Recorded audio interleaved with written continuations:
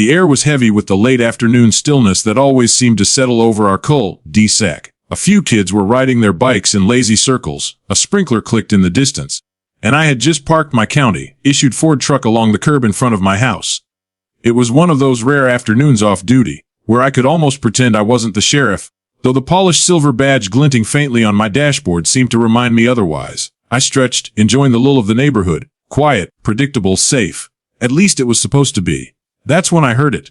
Tires, squealing far too loud for a neighborhood with a posted 15-mile-per-hour limit. The sound was raw and sharp like a knife dragging across glass, and it made me look up immediately. Instinct took over, and my hand brushed against the small black rectangle clipped to my chest. My Bodycam had been recording ever since my last call earlier in the day, and the small red light told me it was still rolling. Good. Something in my gut told me I'd want this captured. And then I saw her. Karen, our HOA Karen.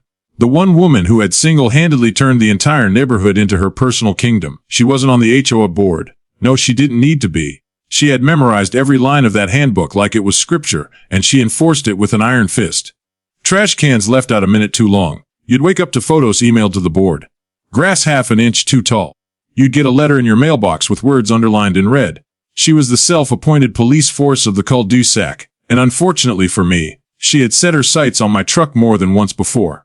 I watched as her pearl white Lexus SUV came barreling down the cul-de-sac like it was qualifying day at Daytona. Her blonde bob didn't move an inch, stiff from hairspray, but her eyes were locked straight ahead, lips pursed in that familiar expression of indignation she seemed to wear like a second skin.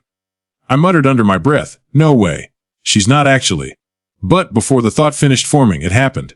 Her SUV swerved slightly to the right, hopped the curb with a stomach-jolting thunk, and clipped a poor neighbor's mailbox, splintering it in two. The Lexus didn't even slow down. The momentum carried her straight forward, her wheels screeching against the pavement, until she plowed bumper first into the back end of my truck. The sound was thunderous. Metal crunched and popped, glass shattered, and the entire rear of my truck lurched forward a solid 2 feet. My taillights exploded into red shards that rained across the asphalt like confetti. My jaw clenched, and the only words I could manage were a sharp, "Son of a..." I stopped myself. The Bodycam was still rolling, and I wasn't about to immortalize myself swearing like a sailor in county records. The world froze for a moment. The sprinkler kept ticking. Kids stopped their bikes, and neighbors stepped out onto porches, mouths open. All that broke the silence was the faint hiss of steam escaping from Karen's mangled hood. My eyes locked on her through the windshield just as the airbag detonated with a muffled whoomp, slamming into her face like a balloon on steroids. She flailed for a moment, arms jerking against the white fabric, before shoving it rather than fear. I jogged forward, my boots heavy against the pavement, and pulled her driver's side door open. The smell of hot radiator fluid and burnt rubber rushed out. She was still struggling with the seatbelt when she turned her head toward me, her face blotchy red, not with embarrassment, not with fear, but with rage. "You!" she screeched, pointing one manicured finger at me as though I had been the one behind the wheel of her Lexus. Her voice was shrill enough to make the neighbor's Labrador start barking down the block. "Do you know what you've done?" I blinked at her, still half in disbelief at the scene before me. "Ma'am, you just crashed into my truck." Her eyes narrowed, and her lips curled like she'd been waiting for that line. "Your truck." She spat, venom dripping from the words. "Your illegal truck. You're not even supposed to park that monster here. HO Regulations, page 32, subsection B. Trucks of commercial or government use are strictly forbidden from being parked overnight in this neighborhood." I stared at her for a long moment, letting the sheer absurdity of her words hang in the air. Neighbors had gathered now, a full half circle of them whisper out, some trying not to laugh too loudly. I turned back to Karen. "Karen, I live here. This is my house. That's my county vehicle. Parked legally, on the street." As she jabbed her finger the crump back end of my Ford like it was Exhibit A in some twisted trial. "Exactly. You think being sheriff puts you above the rules. Well, it doesn't." Behind me, a neighbor let out a small snort of laughter, and another elbowed him to keep quiet. But I could feel the whole crowd leaning into the ridiculous theater unraveling before them. "Karen," I said evenly, my voice calm but firm, "you just plowed through a mailbox and rammed into a parked truck. That's reckless driving and property damage. And just so you know, my Bodycam has been recording since before you even turned onto this street." Her eyes flicked to the little blinking red light on my chest. For the first time, I saw a flicker of hesitation in her face. But only for a second. She straightened up, brushed imaginary dust from her blouse, and said, "Delete it. You can't film me without my permission. That's a violation of my rights." I couldn't help it. A grin tugged at the corners of my mouth. Mom, I am the law. The neighbors lost it then. Stifled laughter became open chuckles, a few outright guffaws. Someone muttered, she's really trying this. And another whispered, oh, this is going viral. Karen, unshaken in her delusion, let out a screech that pierced the evening air. She kicked her door shut, stumbled to her feet, and adjusted her jacket like she was preparing for a courtroom showdown rather than standing in front of a mangled Lexus leaking coolant onto the street. The steam hissed, the truck sat there dented and scarred, and still, she pointed her finger at me like a judge delivering a sentence. This is your fault, she cried, voice wobbling with fury. You're gonna pay for this. But the camera kept rolling. Neighbors kept filming, and every second of it was etched into digital memory. An unshakable record of HOA Karen's latest crusade gone catastrophically wrong. The tow truck's flashing amber lights washed across the cul-de-sac, throwing shadows that danced along the neatly trimmed lawns and freshly painted fences. By now, nearly every neighbor had emerged from their homes. Some leaned against mailboxes. Others sat on their porches with arms crossed, and a few still held their phones up, recording every second of the unfolding drama.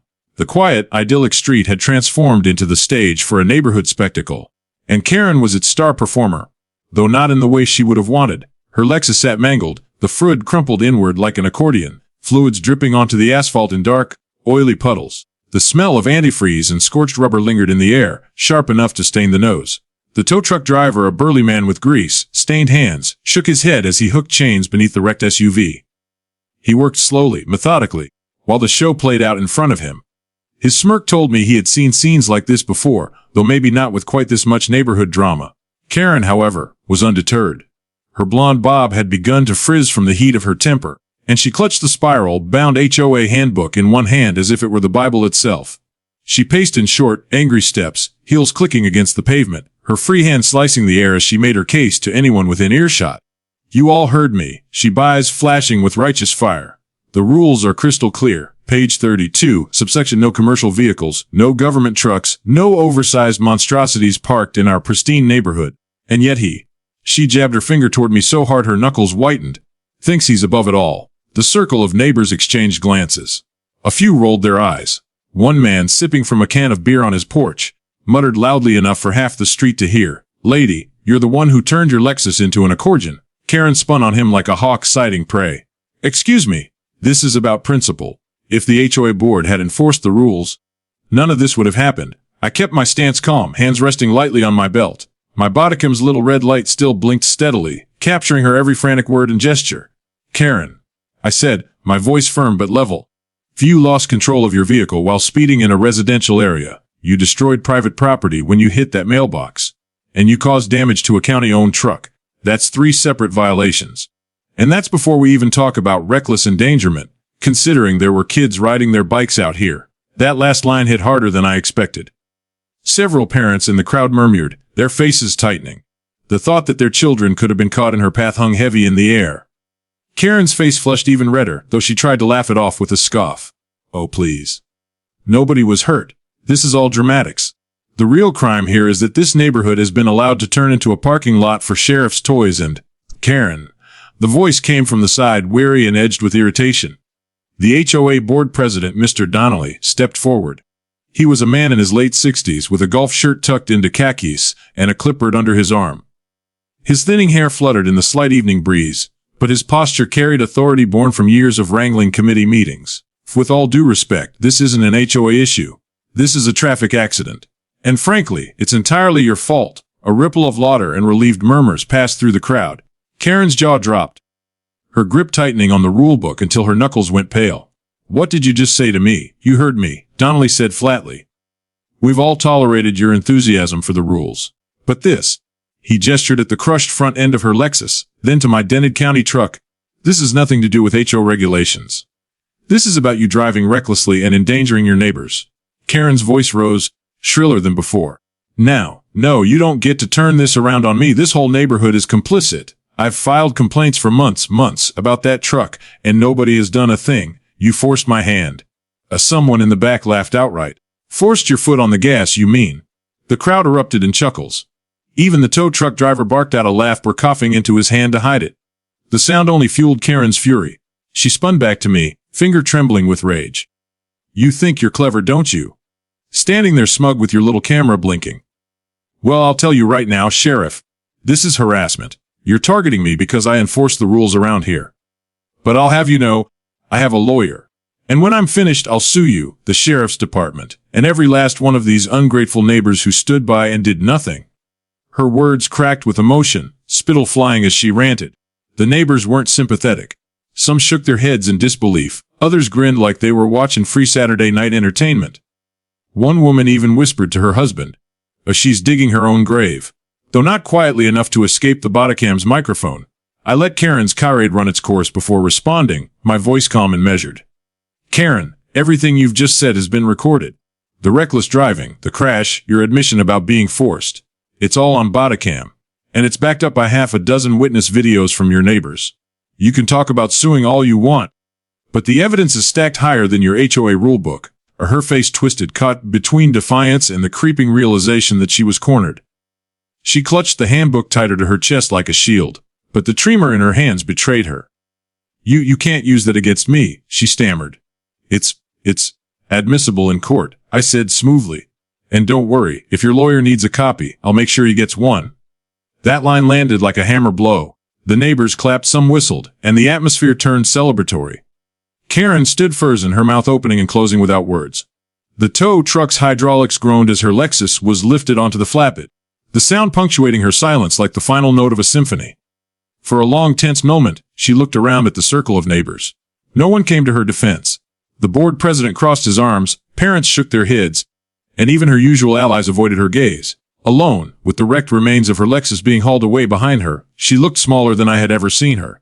Finally, she hissed, "You haven't heard the last of me."